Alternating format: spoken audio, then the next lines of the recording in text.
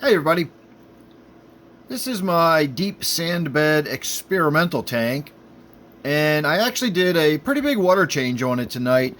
I didn't bother to do a before and after because honestly there really wouldn't have been much of a difference. The water was clear enough, a little bit of staining to it but not much, and then the glass, even though I wiped it down, you really wouldn't have been able to tell a difference anyway, so you're not missing really anything with the before and after. But I really did need to get in there and do a water change because the nitrate was, according to the little dip strip I had, somewhere between 80 and 160, and it looked a lot closer to the 160 coloration to me, so definitely time to get in there and do some maintenance on it.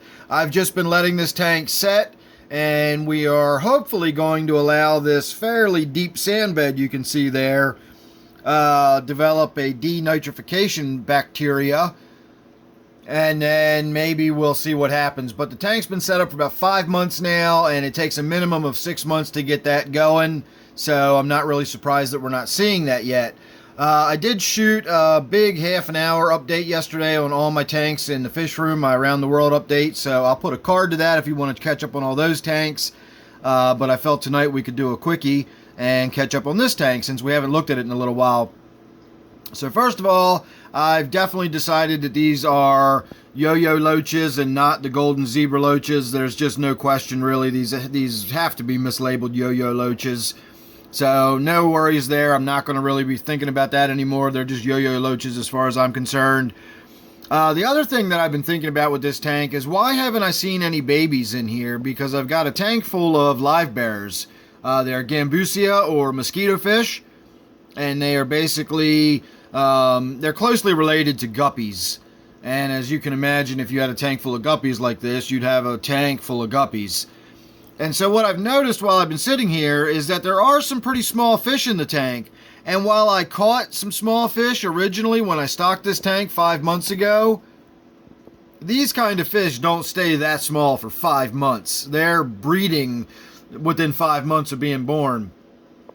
And yet I still have a few of these small fish in the tank. So I think they probably are breeding in here. I'm just not paying enough attention to it to really notice. You can certainly see the pregnancy spots on the females. You look at some of these females, that big fat round belly, and then you see that really dark spot at the back of their belly.